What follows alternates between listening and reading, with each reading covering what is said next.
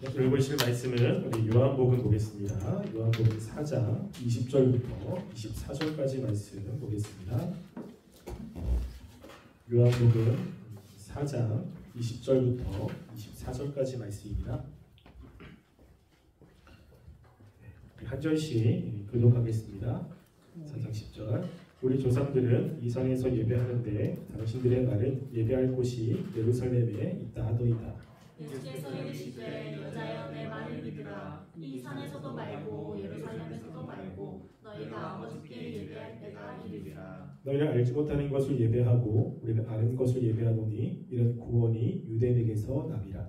아버지께 참되게 예배하는 자들은 영과 진리로 예배할 때가 오나니 곧 이때라. 아버지께서는 자기에게 이렇게 예배하는 자들을 찾으시느니라. 읽겠습니다. 하나님은 영이시니 예배할 자가 영과 진리로 예배할지니라. 네, 우리가 오늘 함께 살펴볼 내용은 교회의 활동입니다. 우리가 그동안 교회에 대해서 살펴보고 있는데 우리가 살펴봤던 그동안의 내용을 생각해 보면 교회가 어떤 모습으로 있는지 네 가지의 모습을 살펴봤습니다. 그래서 교회는 보이는 교회가 있고 보이지 않는 교회가 있다. 그리고 두 번째는 뭐죠? 교회는 천상의 교회가 있고 지상의 교회가 있다. 그리고 교회는 전투하는 교회가 있고 승리한 교회가 있다. 또 네 번째는 보편 교회가 있고 지역 교회가 있다. 잃어버리시면 안 됩니다. 이게 교회의 네 가지 모습입니다. 교회는 항상 이 네 가지의 모습을 가지고 있습니다. 그런데 교회가 교회되기 위해서는 교회의 본질이 있다고 이야기했죠. 그래서 이 본질이 없으면 교회가 아닙니다. 교회의 본질도 네 가지를 살펴봤습니다. 첫 번째는 사도성, 그리고 두 번째는 거룩성, 세 번째는 통일성, 네 번째는 보편성입니다. 네, 아시죠? 뭔가 새로운 것 같은데 그러면 안 됩니다. 그래서 이제 그랬고 우리가 이제 그동안 살펴봤던 건 교회의 표지를 살펴봤어요. 교회가 본질이 그런데 이제 그런 교회이지만 하나님께 칭찬받는 교회가 있고 또 책망을 받는 교회가 있습니다. 다 같은 교회가 아니죠. 그래서 우리가 하나님이 원하시는 그런 교회를 우리가 어떻게 잘 분별할 수 있을까라고 했을 때 정말 하나님이 원하시는 정말 칭찬받는 교회의 중요한 세 가지 표지를 살펴봤습니다. 첫 번째는 말씀 선포고, 두 번째는 권징이고, 세 번째는 성례라고 했죠. 그래서 성례는 세례와 성찬이 있다고 이야기를 했습니다. 그래서 그런 것들을 잘 감당하는 교회는 좋은 교회, 하나님의 은혜가 충만한 교회라고 이야기를 했어요. 그럼 우리가 오늘은 이제 그 네 번째 파트로 교회는 어떤 활동을 하느냐라는 것을 살펴보려고 합니다. 우리 교회 안에서는 많은 활동들이 있잖아요. 그래서 단지 예배만 드리는 게 아니라 교회는 다양한 활동들을 합니다. 그리고 앞에서 인도하는 우리 임원들이나 또 앞에서 인도하는 사람들은 우리 교회가 뭘 해야 되지? 라는 생각을 하게 되죠. 그때 하나님이 교회를 향해서 원하시는 활동을 해야 됩니다. 그게 아니면 교회는 잘못 가는 것입니다. 교회가 반드시 해야 되는 활동들이 있습니다. 근데 그 활동은 무엇과 관련이 있냐면 그 교회에 있는 일원들이 맺고 있는 관계와 관련이 있습니다. 그래서 우리가 교회의 활동은 크게 세 가지의 활동을 하게 됩니다. 먼저는 하나님과 관련해서는 예배라고 표현을 합니다. 그래서 우리가 하나님 앞에 예배를 드리잖아요. 그 예배는 공적인 예배도 있고 그리고 삶의 예배도 있습니다. 그걸 살펴볼 거고요. 그리고 두 번째는 우리가 교회 안에서 함께 신앙생활을 하는 믿음의 사람들과 관계를 맺잖아요. 그러면 그런 관계를 교제라고 이야기를 해요. 그래서 그 교제 안에는 다양한 것들이 들어가 있습니다. 양육도 있고 봉사도 있고 그리고 그 안에 서로 기도해야 하는 것도 있고 이러한 다양한 것들을 교제라고 하는 단어로 쓰는 거예요. 그래서 교제가 꼭 있어야 됩니다.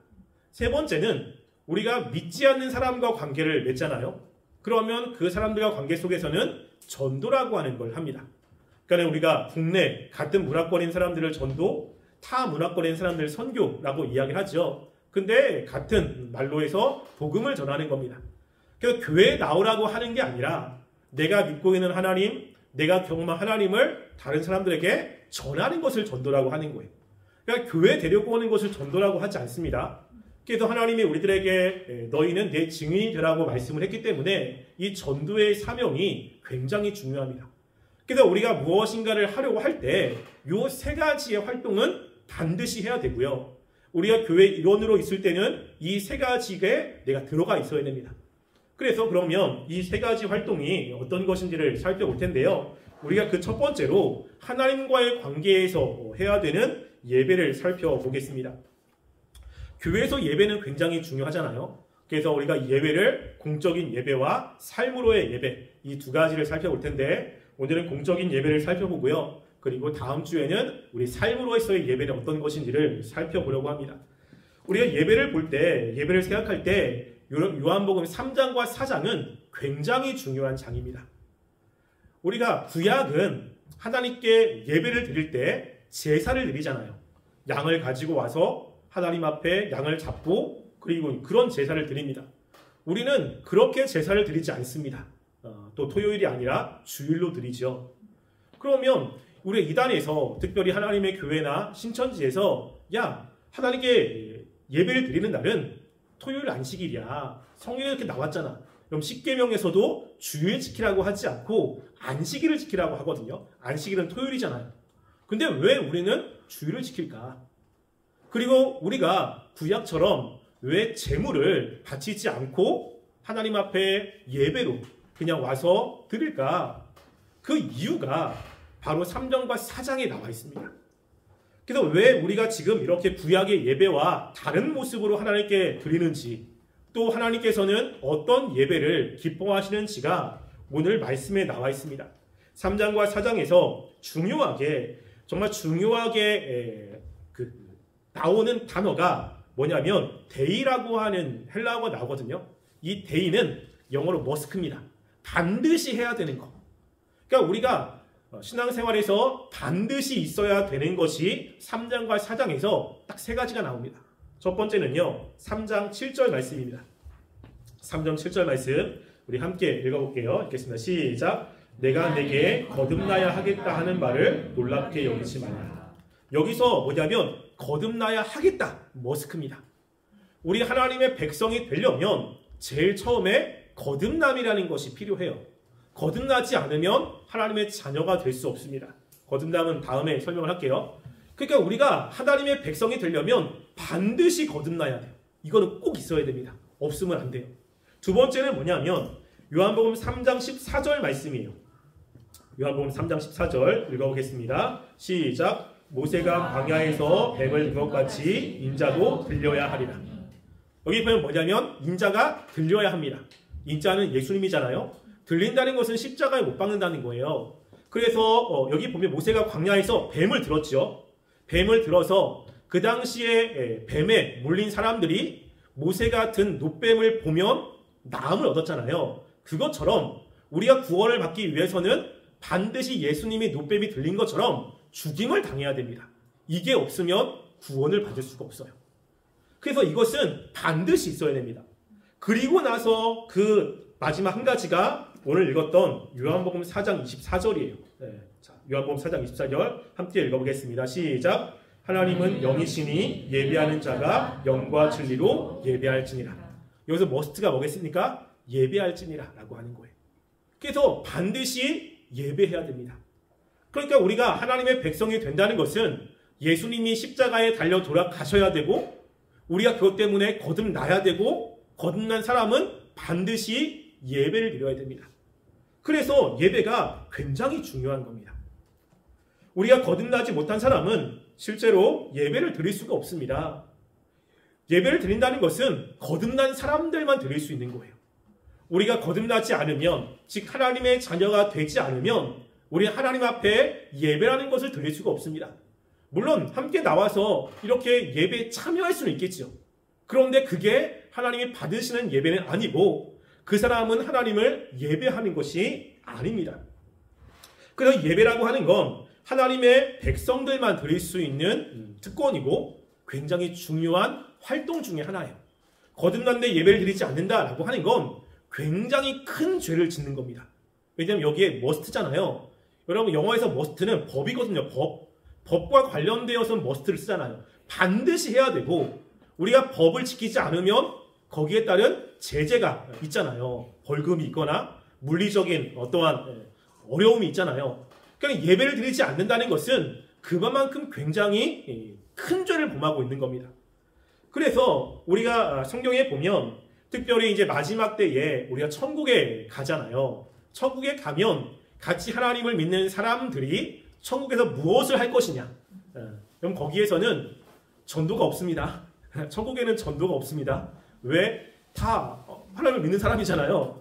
거기는 교제는 있습니다. 함께. 그리고 뭘 하죠? 예배가 있어요. 예배. 그래서 그 예배를 요한계시록 말씀에서 이야기를 하는데요. 자, 요한계시록 4장 8절부터 11절 말씀을 우리 함께 읽어보겠습니다. 자, 8절 10절 이렇게 시작. 내 생물이 각각 여성 날개가 있고 그 안과 주위에 눈이 가득하더라. 그들이 밤낮 쉬지 않고 이르기를 거룩하다 거룩하다 거룩하다 주 하나님 곧 전능하신 이여 전에도 계셨고 이제도 계시고 장차 오실 자라 하고 그 생물들이 영광과 존귀와 감사를 보좌에 앉으사 세세토록 사시는 이에게 돌릴 때에 24장로들이 보좌에 앉으신 이 앞에 엎드려 세세토록 사시는 이에게 경배하고 자기의 면류관을 보좌 앞에 던지며 가로되 우리 주 하나님이여 영광과 존귀와 능력을 받으시는 것이 합당하오니 주께서 만물을 지으신 자라 만물이 주의 뜻대로 있었고 또 지으심을 받았나이다 하더라. 아멘. 여기 보면요, 이 사장은 하나님의 보좌가 있습니다. 하나님의 보좌에 앉아 있고 그 주변에 네 생물이 있습니다. 네 생물은 천사를 상징하거든요. 네 생물이 있고 또 그 밖에는 24장로들이 있습니다. 물론 24장로에 대한 해석이 여러 가지가 있지만 가장 보편적인 해석은 뭐냐면 24는 12 곱하기 2잖아요. 10이라고 하는 것은 하나님의 백성의 숫자입니다. 그러니까 구약의 12지파, 신약의 12사도, 즉 하나님의 백성 전체가 하나님께 나오는 것을 상징하고 있어요. 근데 이들이 뭘 하냐면 내 생물도 하나님을 예배하고 있고요. 24장로도 하나님을 예배합니다. 그래서 우리가 이제 뒤에 보겠지만 예배의 가장 중요한 요소는 찬미의 제사거든요. 찬양이라고 하는 거예요. 찬양. 그래서 이들이 하나님의 거룩함을 찬양하고 있고 하나님의 구원을 찬양하고 있습니다. 여러분 우리가 천국에 가면 예배를 많이 드립니다. 기쁘지 않습니까? 그래서 표정이 굳어있는데 어떤 사람들이 그래요. 예배, 우리가 드려지는 예배도 너무 지겨운데 아니 하루 종일 예배하면 그게 무슨 천국이냐, 그게 힘든 게 아니냐라고 생각하는 사람들이 있어요. 여러분 근데 우리가 예배가 힘든 이유는 죄가 있기 때문이거든요. 여러분 우리가 예배를 드릴 때 말씀이 들려지고 그 말씀이 깨달아지고 그러면 마음에 기쁨이 있잖아요. 기쁨. 그렇지 않습니까? 기쁨이 있잖아요. 그러면 뭔가 이렇게 마음이 행복해지고 희망이 생기죠. 이게. 그런데 예배가 힘든 건 죄가 있기 때문에 말씀을 듣는 것도 힘들고 마음을 집중하는 게 힘들기 때문에 예배가 힘든 거지. 원래 예배에는 하나님이 우리들에게 주시는 은혜가 있고 그리고 기쁨이 있습니다. 근데 천국은 죄가 없는 거예요. 그러니까 생각과 마음이 온전히 하나님께 집중이 되고 하나님의 말씀들을 다 이해가 되니까 마음에 기쁨이 넘치는 것이 천국의 예배입니다. 그러니까 지금 우리가 드리는 예배와는 좀 차원이 달라요. 이게. 그러니까 천국에서도 그 하나님의 백성들은 뭘 하냐면 예배를 드리는 거예요. 예배. 그만큼 중요한 거죠. 예배는 이 세상에서만 있는 것이 아니라 죽은 이후에서도 하나님의 백성들에게는 있는 겁니다. 왜냐하면 죽음 이후에서도 하나님과 관계를 맺잖아요. 그러니까 예배는 너무너무나 중요한 겁니다. 그래서 우리가 주님을 만나고 그리고 하나님의 백성이 되면 예배는 반드시 드려야 돼요. 예배는 드리지 않는데 나머지 활동, 교제를 하거나 아니면 어떤 봉사를 하거나 이러면 하나님이 원하시는 삶의 모습은 아닙니다. 그래서 내가 하나님의 백성이라면 가장 첫 번째가 뭐죠? 예배해. 그래서 우리가 하나님의 은혜를 경험했을 때 가장 먼저 바뀌는 것이 예배의 태도입니다. 그럼 그거 아세요? 제가 여러분들을 만난 지가 이제 1년 하고도 한 5개월밖에 안 됐잖아요. 1년하고 5개월. 그런데 여러분들의 예배 태도가 바뀐 거 아십니까? 그죠? 예배 태도가 바뀌었어요. 제가 처음에 왔을 때 여러분들이 예배드리는 모습은 앞에서 설교를 하지만 힘들었습니다. 막 딴짓 하고 뭐 다른 거 하고 엎드린 사람들도 있고 뭐 눈이 풀려가지고 있기도 하고. 그런데 우리가 이제 말씀을 듣고 은혜를 받으면 은혜 받고 난 다음에 말씀에 대한 기대감도 있고 하나님의 은혜에 대한 사모감도 있잖아요. 그럼 뭐가 바뀌냐면 예배의 태도가 바뀝니다. 그래서 제가 그동안 제자훈련을 하거나 성경공부를 했을 때 이 사람이 은혜를 받았다는 것을 어떻게 아냐면 삶의 변화는 그 다음 문제입니다. 가장 먼저 예배의 태도가 달라져요. 그래서 한 달에 한 번 나오던 친구들이 2번 나오고요. 2번 나오던 친구들이 매주 나옵니다. 그래서 예배 시간에 딴짓하던 친구들이 갑자기 예배를 듣기 시작하고 그리고 갑자기 집중하기 시작하고 그리고 힘들면 예배를 안 나오던 친구들이 어떻게 해서든지 예배를 나오려고 하는 모습으로 바뀌기 시작해요. 그러니까 하나님과의 관계가 잘 형성이 되면 가장 먼저 예배의 모습이 달라집니다. 여러분 그래서 그 교회의 영적인 수준이 어떠냐라고 하는 건 뭘 보면 알 수 있을까요? 예배의 태도를 보면 알 수 있습니다. 그 예배드리는 모습이 그 교회의 영적인 어떤 수준을 결정하게 되고 하나님의 은혜를 알 수 있는 척도 중에 하나입니다. 그래서 예배 시간에 딴짓하면 그런 겁니다. 그래서 우리가 주님과의 관계를 회복하면 가장 먼저 예배드리고 싶고 말씀을 듣고 싶고 하나님의 은혜를 경험하고 싶은 이런 마음으로 예배 자리에 나오게 되는 거예요. 자, 그런데 우리가 여기서 살피려고 하는 건 이제 예수님께서 돌아가심으로 예배의 형태가 바뀌게 됩니다. 그리고 하나님이 원하시는 예배의 요소가 달라지게 되거든요. 우리 읽었던 오늘 말씀은 예수님과 사마리아 여인의 대화가 여기에 기록이 되어 있습니다. 예수님이 의도적으로 사마리아 지역을 통과합니다. 사마리아 사람과 유대인들은 별로 친하지 않습니다. 그래서 유대인들은 사마리아 사람들을 개같이 봤어요. 그래서 그들과 상종을 하지 않았습니다. 근데 예수님은 의도적으로 이곳에 간 겁니다. 그리고 제자들을 이제 먹을 것을 구해라고 보내고 그 시간에 올 사마리아 여인을 만나서 대화를 하는 거예요. 여인과 대화하는 가운데 이 여인이 예수님이 선지자라고 하는 것을 깨닫게 됐습니다. 그래서 당신은 선지자다 라고 하면서 가장 먼저 물어본 게 뭐냐면 예배입니다. 예배. 왜 그들에게도 예배가 너무 중요하잖아요. 예배를 잘 드려야 하나님의 은혜를 받게 되고 하나님이 원하시는 삶을 살고 하나님의 상급을 받게 되니까 예배에 관해서 물어보는 거예요. 그래서 뭐라고 이야기하냐면 우리들은 이곳에서 예배했습니다. 그럼 이곳은 어디냐면 세겜이라는 곳이거든요. 근데 당신들은 예루살렘이 예배드리는 장소라고 합니다. 우리가 어디에서 예배를 드려야 하나님이 원하시는 예배를 드릴 수 있습니까? 이렇게 질문을 하는 거예요. 원래 예배는 어디서 드려야 되죠?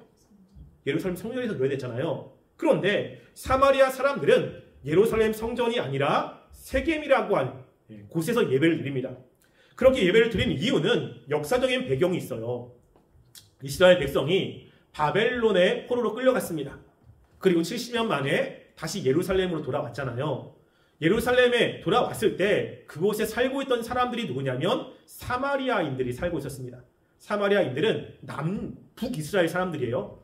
그러니까 북이스라엘 사람들이 그곳에 살고 있는데 그 이스라엘 남유다 사람들이 왔을 때 가장 첫 번째 한 게 뭐냐면 성전을 재건하는 것이었습니다. 왜냐하면 그들에게는 성전이 되게 중요하죠. 성전이 있어야 하나님과 관계를 맺을 수 있으니까 오자마자 성전을 재건하고 있는 거예요. 근데 그 살고 있던 사마리아 사람들이 너희 성전을 재건하니 우리도 함께 동참하고 싶다. 이렇게 제안을 한 겁니다. 그런데 그때 그 이스라엘 남유다 사람들이 거부하게 됩니다. 왜냐하면 너네는 더러운 사람들이야 라고 이야기를 하는 거예요. 여러분 이스라엘이 가지고 있는 중요한 그 사상 가운데 하나가 선민 사상이 있거든요. 자기는 거룩한 하나님의 백성들인 겁니다. 그래서 하나님은 이방 민족과 혼혈하는 걸 별로 안 좋아하잖아요. 그래서 다른 이방 여인과 결혼하는 걸 싫어하기 때문에 철저히 자기들만만 결혼했고 그 혈통을 지켜왔습니다. 근데 북이스라엘이 멸망을 했을 때 그 아수르가 어떤 정책을 했냐면 혼혈 정책을 했어요. 다른 나라 사람들을 데리고 와서 의도적으로 결혼을 시켰습니다. 그러면 그들의 선민 사상을 깨트린 거거든요. 그러니까 사마리아 사람들은 혈통이 섞여 있어요. 섞여 있어. 그러니까 다른 나라 피가 섞여 있기 때문에 자기들의 혈통을 지켜왔던 남유다 백성의 입장에서 보면 그들은 더러운 이방 민족이에요. 이게. 그러니까 거룩한 하나님의 성전을 재건하는데 더러운 이방 민족의 피가 섞인 사마리아 사람들과 함께 하고 싶겠습니까? 안 하고 싶은 거죠. 그러니까 거부한 겁니다. 이때부터 문제가 생기기 시작한 거예요. 그래서 그러다가 사마리아 사람들이 이 남자 사람들이 함께 자기들과 하지 않으니까 어떻게 했냐면 그것이 322년에 그리심산이라고 하는 곳에서 자기들만의 예배 처소를 만들었습니다. 그리고 그리심산이 어딨냐면 세겜 땅에 있어요. 지금 이곳이 세겜입니다. 그러니까 그때부터 이 세겜이라는 곳에 예배당을 짓고 성전을 짓고 그곳에서 예배를 드리는 일을 시작한 겁니다. 그러니까 하나님의 말씀에는 그런 말씀이 없잖아요. 그러니까 어떻게 했냐면 자신들이 예배 드리는 것을 정당화하기 위해서 하나님의 말씀을 바꿨습니다. 그래서 원래 신명기 27장 4절 말씀 함께 읽어볼게요. 자, 신명기 27장 4절 말씀 함께 읽어보겠습니다. 시작. 너희가 요단을 건너거든 내가 오늘날 너희에게 명하는 이 돌들을 에발산에 세우고 그 위에 석회를 바를 것이며. 지금 모세가 이스라엘 백성들에게 이야기할 때 너희가 가나안 땅에 들어갈 텐데 에발산에 보면 거기에 그리심산과 그리고 에발산이 있다. 세겜에. 그때 너희가 어디냐면 그렇죠? 에발산에다가 그 돌들을 세우고 그곳에 장막을 치라고 이야기를 했습니다. 근데 에발산은 저주의 산이거든요. 그리고 그리심산은 축복의 산이에요.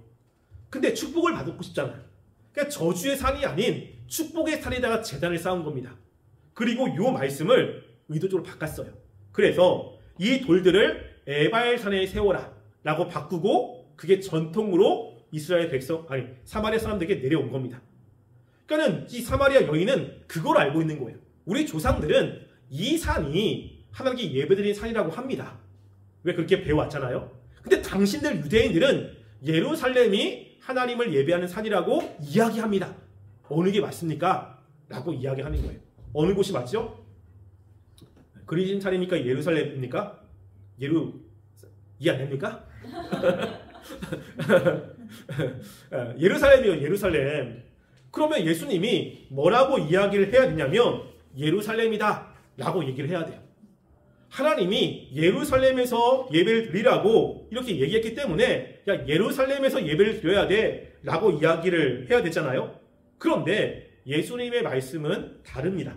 이게 뭐라고 하냐면 그 뒤에 말씀을 한번 볼게요. 자, 21절 말씀을 읽어보겠습니다. 21절 시작.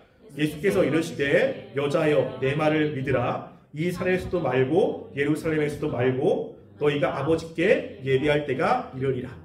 예수님이 뭐라고 이야기하죠? 야 지금 그리심산도 아니고 예루살렘도 아니야. 하나님께 예배할 때가 있어 라고 이야기하는 거예요. 원래는 예루살렘에서 예배를 드려야지 너희가 틀렸어 라고 이야기를 해야 되는데 예수님은 그렇게 얘기하지 않습니다. 뭐라고 하죠? 장소는 중요하지 않아. 야 그리심산 그리고 예루살렘 아니야. 하나님께 새롭게 예배하는 때가 있어. 여기서 중요한 게 뭐냐면요. 때가 이른다 라는 것이에요. 그 때는 어떤 때냐면 우리가 이제 23절에도 나오는데요. 23절 말씀도 읽어볼게요. 시작. 아버지께 참되게 예배하는 자들은 영과 진리로 예배할 때가 오나니 곧 이때라. 아버지께서는 자기에게 이렇게 예배하는 자들을 찾으시느니라. 보면 예배할 때인데 영과 진리로 예배할 때가 오나니 곧 언제요? 이때요. 지금입니다. 왜 그렇죠? 예수님이 십자가에 달려 돌아가실 거기 때문에 이제는 장소가 중요하지 않습니다. 그래서 우리가 예루살렘을 안 가는 겁니다. 안 그러면 예루살렘으로 가야 돼요. 그럼 매 주마다 가야 된다니까요. 비행값이 얼마나 됩니까? 근데 우리 안 가고 함께 모이는 이유는 예수님의 죽으심으로 예배의 형태가 바뀌었어요. 이제는 예루살렘에 가서 예배 드리는 게 아니라 아버지께 새롭게 예배를 드리는 때가 있는 겁니다. 그래서 예루살렘이 죽으신 이후에 이제 우리는 예루살렘에 가지 않고 이게 새롭게 우리가 있는 곳에서 예배를 드리게 되는 거죠.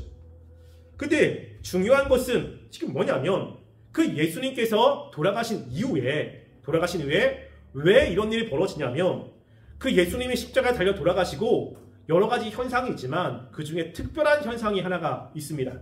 우리 마태복음 27장 51절 말씀을 한번 볼게요. 마태복음 27장 51절 말씀 함께 읽어보겠습니다. 시작. 이에 성소 휘장이 위로부터 아래까지 찢어져 돌이 되고 땅이 진동하며 바위가 터지고. 이거는 예수님이 돌아가실 때 있었던 사건이에요. 예수님이 돌아가신 다음에 여러 사건이 있지만 그 중에 중요한 사건은 성소 휘장이 찢어졌습니다. 여러분, 이 휘장은 뭐냐면 그 하나님의 성막이 이렇게 있잖아요. 성전이 있으면 그 성전 안에 뜰이 있습니다. 뜰을 지나면 거기에 성소와 지성소 두 개의 방이 있는 그 집이 있거든요. 그래서 성소와 지성소를 중간에 이렇게 나가는 게 휘장이라고 하는 거예요. 휘장. 그래서 그 사람들은 그 성소에도 못 들어가고 그 지성소에도 못 들어갑니다. 그럼 지성소에 들어가면 죽어요. 무조건 죽습니다. 그러니까 지성소에는 대제사장만 들어갈 수 있는 거잖아요. 그런데 이 휘장이 위에부터 아래까지 쫙 찢어진 거예요. 그리고 그 문이 활짝 열린 겁니다. 그 밖에서도 지성소가 보이는 거죠. 지성소 안에 있는 언약궤를 보면 사람이 죽는데 이제 찢어졌기 때문에 볼 수 있는 거예요. 그러니까 하나님 앞에 이제는 나갈 수 있는 거잖아요. 여러분, 근데 그 휘장이 얼마나 단단하게 만들어졌냐면 이게 그 휘장이 황소가 내 모서리를 서로 잡고 이렇게 각자 가도 안 찢어질 정도로 그 휘장을 만든 거예요. 왜? 그도 그럴 것이 이스라엘 백성들이 잘못해가지고 거기 구멍이 나서 이렇게 보면 죽잖아요. 그러니까 아예 안 찢어지게 만든 거예요. 그런데 그것도 위에서부터 밑에까지 둘로 짜게진 겁니다. 뭐죠? 하나님께 나가는 이제 방식이 바뀌었다는 거죠. 구약의 이런 모습이 아니라 이제는 새롭게 하나님께 나아갈 수 있다는 겁니다. 그래서 우리가 이 제사장이잖아요. 그러니까 너희는 왕 같은 제사장이다. 원래는 제사장들만 그 성소에 들어갈 수 있는데 우리가 신약에 우리들이 하나님께 직접 나갈 수 있는 것은 예수님의 이런 사건 때문에 그렇습니다. 자, 그래서 이제는 예배의 모습이 바뀌게 된 거예요. 예배 모습이. 이해되시죠? 그러니까 여러분, 우리가 예배를 드릴 때 장소가 그렇게 큰 영향을 끼치지 않습니다. 뭐 그렇다고 집에서 드려도 되지 않습니까? 이런 얘기가 아니에요. 알겠죠? 집에서 드리면 되지 않습니까? 이런 얘기가 아닙니다. 그러니까 예루살렘에서 안 가도 된다는 얘기예요. 그러니까 우리가 예배를 드릴 때 중요한 건 찬양도 있어야 되고 뭐도 있어야 되고 이게 중요하다는 것이 아닙니다. 그러니까 우리가 정말 어떤 교회가 좋은 교회냐, 찬양대는 잘 있어야지. 그래도 뭐니 해도 건물은 조금 있어야지. 그러니까 그렇게 있는 곳이 하나님이 기뻐하시는 예배를 드리는 곳은 아닐 수 있다는 것입니다. 하나님이 무엇을 찾지요? 이제 이게 중요한 거예요. 하나님께서 찾으시는 예배자가 있습니다. 그러니까 하나님이 찾으신다라고 했을 때 그 찾다라고 하는 단어는 그 원어적으로 어떤 의미를 가지고 있냐면요. 잃어버린 어떤 것이나 자기와 관계를 맺는 존재를 열심히 찾는다라고 하는 의미가 있어요. 여러분, 우리가 물건을 잃어버렸을 때 어떤 물건은 없어도 돼라는 물건들이 있잖아요. 근데 어떤 물건은 꼭 있어야 돼. 여러분, 결혼하면 결혼 반지 꼭 있어야 됩니다. 결혼 반지. 저는 합의하에 빼놨습니다. 그래서 결혼을 했는데 결혼 반지를 남자들이 잘 잊어버려요. 그거 잃어버리면 난리가 나잖아요. 잃어버리면 꼭 찾아야 되는 거야, 꼭. 여러분, 여행을 가는데 저 이런 적 있거든요.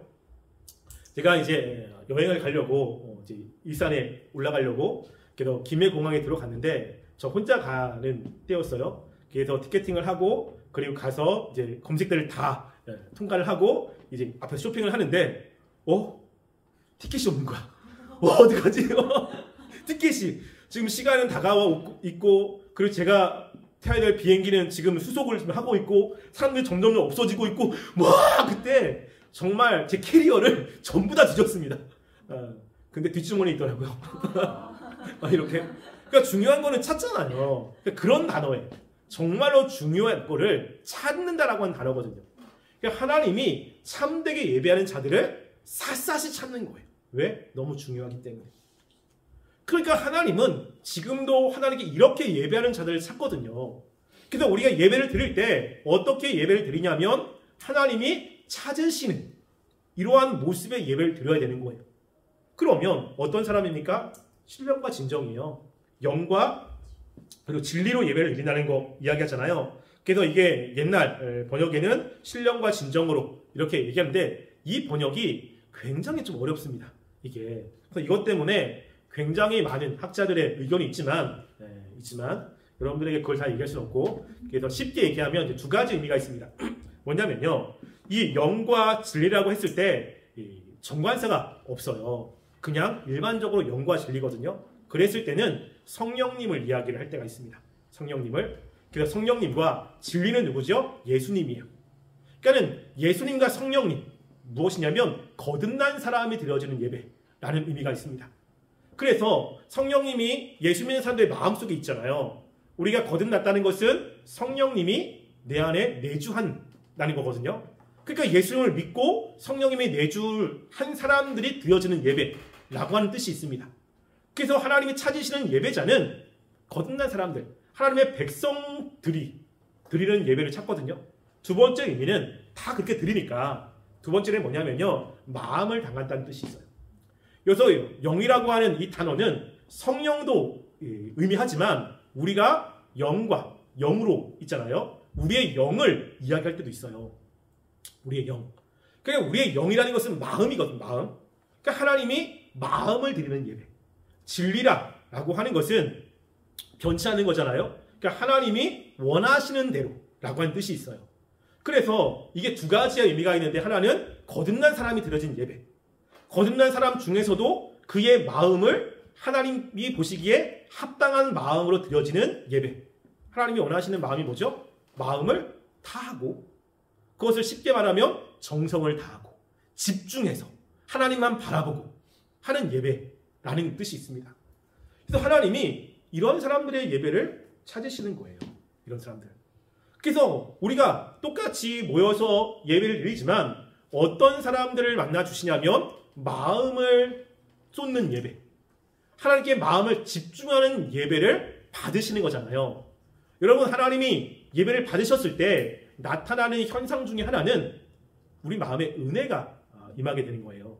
말씀이 깨달아지고 마음의 위로도 경험하게 되고 마음의 기쁨도 생기게 되고 때로는 죄에 대한 찔림도 있고 이게 하나님이 받으시는 예배의 특징이거든요. 그래서 구약에 보면 하나님이 예배를 받으실 때 나타나는 현상 중에 하나가 구름이 가득했습니다. 구름이. 그러니까 모세가 성막을 만들었을 때 하나님이 그 구름을 성막 위에 이렇게 내려 앉아가지고 하나님의 임재가 영광을 경험하게 했거든요. 솔로몬이 그 성전을 건축했을 때도 너가 건축한 성전을 기뻐한다라고 했을 때 하나님의 영광이 임했어요. 하나님이 받으시는 예배는 하나님의 영광이 임하거든요. 영광이라는 것은 하나님의 속성, 하나님의 사랑 이런 것들이 경험이 되는 거예요. 그래서 우리 하나님이 원하시는 예배를 드리면 마음에 깨달음도 있습니다. 여러분들 예배 드릴 때 그런 거 경험을 가끔 하시죠? 가끔. 그래서 예배 드리러 왔는데 막 마음이 분주해. 피곤해. 피곤한 가운데 멍하고 있어요. 그러면 말씀이 들려도 들리지 않고 예배를 끝나고 나도 그냥 마음이 그냥 허전하고 공허하고 그냥 그렇죠. 여러분, 근데 그런데도 불구하고 집중하려고 노력해. 그러면 말씀이 좀 들려지고 또 깨달아지면서 이 마음에 하나님의 말씀들이 느껴지기 시작하고 그리고 뭔가 기쁨도 생기기 시작하고 이런 것들을 경험하잖아요. 그러니까 그게 뭐냐면 하나님이 받으시는 예배라고 하는 겁니다. 그래서 구약의 사람들도 본인이 힘들고 어려울 때 하나님의 성소에 가서 예배를 드릴 때 하나님으로부터 받으시는 경험이 되는 은혜를 경험하게 됩니다. 이게. 그러니까 하나님이 이런 예배를 기뻐하신다는 거예요. 그래서 똑같이 앉아 있어도 어떤 사람을 찾으시죠? 신령과 진정으로, 영과 진리로 드려지는 예배. 거듭난 사람들만 예배 드릴 수 있고 거듭난 사람 중에서도 마음을 집중하려고 애쓰는 사람들의 예배를 받으시고 찾으신다는 거예요. 여러분, 우리가 이렇게 예배 드려야 됩니다. 너무 당연한 거 아니겠습니까? 그렇죠? 그러니까 이게 이제 하나님이고 두 번째는 뭐냐면 우리 히브리서 13장 15절과 16절 말씀을 함께 읽어볼게요. 히브리서 13장 15절 16절 말씀 함께 읽어보겠습니다. 시작. 그러므로 우리는 예수와 말미암아 항상 찬송의 제사를 하나님께 드리자. 이는 그 이름을 증언하는 입술의 열매니라. 오직 선을 행함과 서로 나누지를 잊지 말라. 이 같은 제사는 하나님이 기뻐하시느니라. 여기 보면요, 마지막에 이 같은 제사는 하나님이 기뻐하신다 라고 이야기를 하죠. 하나님이 기뻐하는 제사 두 번째가 여기 있습니다. 그럼 히브리서는 좀 그 내용의 성격이 좀 독특한데요, 이 히브리서를 받는 독자가 유대인들입니다. 하나님의 제사를 많이 알고 있는 유대인들이잖아요. 근데 그들은 구약의 제사에 익숙해져 있어요. 근데 그들에게 예수님을 믿어야 된다고 하는 것들을 설명하기 위해서 히브리서를 적은 겁니다. 그래서 여러분 히브리서를 읽으면 제사적인 용법이 되게 많이 나오거든요. 대제사장, 그리고 성전, 그리고 예물, 뭐 이런 것들이 되게 많이 나와요. 왜냐하면 유대인들을 대상으로 하기 때문입니다. 그때 이 장은 하나님이 기뻐하시는 제사가 어떤 제사인 줄 아느냐? 너희들 구약에 있는 제물 제사를 하나님 원하지 않아. 이제 그런 때가 끝났어. 왜냐하면 예수님이 돌아가심으로 하나님이 새로운 제사를 받으실 거야 라는 내용이 바로 앞에 있는 내용이에요. 그리고 나서 하나님이 받으시는 내용의 제사는 어떤 거냐 라고 했을 때 15절에 우리는 예수로 말미암아 항상 찬송의 제사를 하나님께 드려라, 이게 나오는 겁니다. 그래서 이제 우리가 다음 주에 살펴본 것처럼 두 가지거든요. 첫 번째 찬송의 제사와 두 번째는 선행, 삶으로서의 제사를 여기서 같이 이야기를 해요. 그래서 삶으로서 제사는 다음 주에 얘기하고요. 자, 그래서 우리가 제사를 드릴 때 어떤 제사를 드리냐, 어떤 예배를 드리냐면 찬송의 제사를 드리는 거예요. 찬송의 제사. 찬송의 제사는 이는 그 이름을 증언하는 입술의 열매니라. 그게 뭐죠? 찬양. 입술로 하나님을 찬양하는 거라고 하는 거잖아요. 그럼 이것을 문자적으로 그냥 해석을 하면 우리가 찬양을 찬양 예배로 드려야겠다. 찬양 예배로. 그래서 하나님은 찬송의 제사를 드리니까 예배 시간에 1시간이면 1시간에 30분 이상은 찬양하자. 다 일어나가지고 뭐 찬양하면서 예배를 드리는 것을 생각하지만 그게 아닙니다. 그게 뭐냐면 예배의 성격 중에 하나가 찬양의 성격이 있다는 거예요. 여러분 찬양이라고 하는 건 하나님의 위대하심을 이야기하는 거거든요. 하나님께 영광을 돌린다는 것과 같은 겁니다. 뭐냐면 예배를 드리는데 하나님이 내를 구원하신 은혜에 감사하는 마음, 하나님이 나를 사랑하는 그 사랑, 그리고 하나님께서 내 삶을 세세하게 이끌어오신 그 하나님의 놀라우신 세심함, 이런 것이 경험이 되면 우리는 하나님 감사합니다, 이게 나오잖아요. 찬양이 아니라 그런 감사를 가지고 하나님께 나오는 예배라고 하는 거예요. 그래서 우리가 예배를 드릴 때 여러분 예배 시간 때로는 지루하기도 하죠. 그렇죠? 네, 많이 공감하는데 지루하기도 합니다. 때로는 힘들기도 해요. 아니 그러면 그런 생각이 있는 거예요. 힘든데 왜 예배를 드려야 되나? 우리가 기쁨으로 드려야지. 그럼 힘든데 나와서 드려진 예배는 어차피 하나님이 받으신 예배가 아니에요. 내가 마음도 집중이 안 되는데 드려진 예배, 시간만 허비하고 하나님이 원하시는 그런 예배가 아니기 때문에 그러면 빠져도 되지 않느냐 라고 하는 달콤한 유혹을 받게 됩니다. 그럼 됩니까? 안 됩니까? 안 되죠. 그럼 괘씸죄에 걸립니다. 괘씸죄. 여러분 그럴 때 왜 우리가 예배를 드려야 되냐면 예배 시간이 힘들고 어렵지만 하나님이 우리를 위해서 구원하신 그 구원의 은혜가 있잖아요. 그것에 감사하기 때문에 힘들지만 그 시간에 앉아서 예배를 드리려고 노력하는 거예요. 이게. 그러니까 그 시간에 너무 힘들고 괴롭지만 하나님이 나를 위해서 하신 그 놀라우신 하나님의 사랑이 있잖아요. 예수님이 돌아가신 거, 하나님이 나를 택해 주신 것들, 또 내가 그동안 하나님께 받았던 은혜들이 있지 않습니까? 그 은혜들에 감사하는 마음이 있으니까 그 감사하는 마음을 가지고 그 시간에 하나님께 나와서 예배를 드리려고 애쓰는 겁니다. 이게. 그러니까 그것 때문에 주님께 나오는 거죠. 그래서 이게 찬송의 예배의 굉장히 중요한 요소입니다. 그래서 찬양에 왔을 때 내가 왜 하나님을 찬양해야 되지? 왜 내가 하나님 예배해야 되지? 여러분 그럴 때 내가 무엇인가를 얻기 때문에 그것도 있습니다. 무엇인가를 경험하고 은혜를 받을 수도 있잖아요. 여러분 그런데 어떤 순간에는 그거 없을 수도 있어요. 없을 수도. 예배를 참석해도 너무나 힘만 드는 그런 예배도 드릴 수 있습니다. 그럼에도 불구하고 그 예배에 나와야 되는 이유는 하나님이 나에게 주신 그 구원의 은혜 때문입니다. 그것 때문에 그 시간에 앉아있고 하나님께서 원하시는 예배를 드리려고 애를 쓰는 겁니다. 이게 찬송의 예배예요. 그래서 하나님이 원하시는 예배는 이 두 가지입니다. 첫 번째는 거듭난 사람들이 마음을 다하는 예배. 이게 중요하고요. 그리고 내가 예배를 드릴 때 힘들어도 예배를 드릴 수밖에 없는 것은 하나님의 구원의 은혜 때문에 나오는 거죠. 때로는 그것이 힘들지라도 하나님이 구원하셨고 그 하나님 예배를 드리라고 말씀했기 때문에 그 하나님 앞에 조금이나 보답하기 위해서 그 시간에 앉아가지고 그 안 되는 마음을 쥐어짜고 그리고 집중이 안 되는 거 집중하고 노력하면서 애쓰면서 그 시간에 버티는 겁니다. 이해되시죠? 네, 버티는 거예요. 왜? 하나님 때문이죠. 하나님이 아니면 안 버티지. 힘든데 뭐하러 나옵니까? 하나님이 아니면 굳이 그 시간에 앉아있을 필요가 뭐 있습니까? 집에서 그냥 자면 되는 거지. 근데 하나님의 그 은혜에 감사하니까 하나님이 원하시는 그것을 하려고 애쓰는 그런 예배. 이걸 하나님이 기뻐하시는 것입니다. 그래서 예배 시간에 마음도 없고 피곤한데 어차피 가서 마음도 집중 안 될 것 같고 그러니까는 그런 예배를 하나님이 안 받으시니까 나는 예배를 안 드리겠다. 이게 하나님이 기뻐하시는 것이다 라고 한다면 안 되죠. 여러분 그런 친구들은 등심에 스윙한다고 하십니다. 괘씸죄예요. 괘씸죄. 그럼에도 불구하고 하나님이 원하시는 것은 예배이기 때문에 내 하나님의 은혜 때문에 나오는 것입니다. 그리고 하나님이 원하시는 예배를 드리려고 나름대로 노력하는 그 예배는 하나님이 굉장히 기뻐하십니다. 여러분들이 이런 예배를 드렸으면 좋겠어요. 예배가 때로는 힘들고 괴로울지라도 하나님이 나에게 어떠한 존재이신지를 생각하고 그 하나님 앞에 마음을 드리는 예배를 드리려고 노력하시고 애쓰셔서 하나님의 은혜를 경험하는 삶이 되기를 간절히 소원합니다. 기도하겠습니다. 우리가 말씀을 생각하며 기도했으면 좋겠습니다.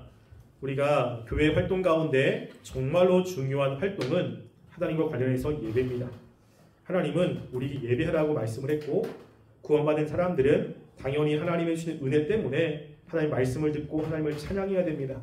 하나님 우리가 예배의 중요성을 깨닫게 하시고 그 예배 때 우리의 마음을 하나님께 드려 하나님이 기뻐하시는 예배 또 예배를 통해 우리의 영혼이 살아나는 그 은혜를 경험할 수 있도록 도와달라고 함께 기도하겠습니다. 사랑하는 우리가 이 시간 주 앞에 나왔습니다. 하나님 우리가 하나님께 예배 드리는 것은 너무나 중요한 것입니다. 하나님 우리가 이 예배의 중요성을 늘 인식하게 하여 주시옵소서. 우리의 어떠한 쾌락을 위해서 정말 우리의 어떠한 놀러감 때문에 예배를 등한시하지 않게 하시고 예배의 중요성을 인식하여 우리가 예배 전에 나와 하나님을 예배하길 원합니다. 우리가 마음을 다하여 하나님을 이렇게 집중하고 하나님께 찬양을 올려드리며 정말 주님이 기뻐하신 예배를 드리기 위해서 늘 애쓰게 하여 주시고 그렇게 예배 드릴 때 하나님이 주시는 그 풍성한 은혜들을 그 사랑들을 더 경험하여 하나님으로 기뻐하는 삶이 되게 하여 주시옵소서. 하나님 우리 예배 가운데 함께하여 주시기를 소망합니다. 아버지 도와주시옵소서. 사랑하는 우리가 하나님을 온전히 예배하길 원합니다. 우리가 하나님 앞에 나와 마음을 드리게 하시고 또 하나님이 기뻐하시는 찾으시는 예배자가 되어 정말 하나님의 영광을 올려드리며 주의 사랑을 우리가 더 많이 경험하고 주님을 증거하는 삶이 되게 도와주시옵소서. 또 우리가 예배가 너무 힘들고 또 예배가 정말 여러 우선순위에서 밀려질 때가 있습니다.